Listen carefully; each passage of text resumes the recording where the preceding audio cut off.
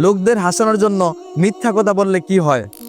রাসূল সাল্লাল্লাহু আলাইহি সাল্লাম বলেন, ধ্বংস তার জন্য যে লোকদের হাসানোর জন্য মিথ্যা কথা বলে। ধ্বংস তার জন্য, ধ্বংস তার জন্য। আপনি চিন্তা করেছেন আল্লাহ রাসূল সাল্লাল্লাহু আলাইহি সাল্লাম এই হাদিসের মধ্যে 3বার ধ্বংসের কথা বলেছেন।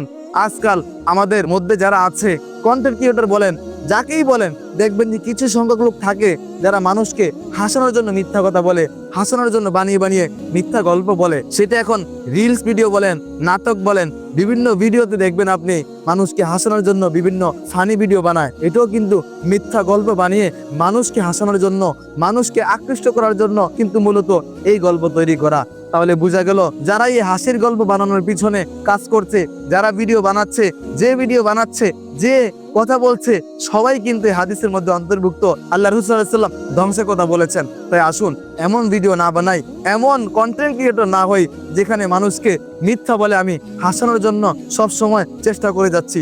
তাই আসুন ভালো ভিডিও বানাই, ভালো কিছু শেয়ার করি, যেন মানুষ আমার ভিডিও দেখে উপকার পায়। এমন ভিডিও না বানাই মিথ্যা, যার মধ্যে কোনো ভিত্তি নাই, তাহলে আমি রাসূল সাল্লাল্লাহু আলাইহি ওয়াসাল্লামের ওই দোয়ার অন্তর্ভুক্ত হয়ে যাব। আমার জন্য ধ্বংসের জন্য আল্লাহ রাসূল দোয়া করেছেন। তাই ভালো কিছু শেয়ার করুন, ভালো কিছু দেখুন এবং ভালো গল্প বানাই যেটা ইসলামিক হবে।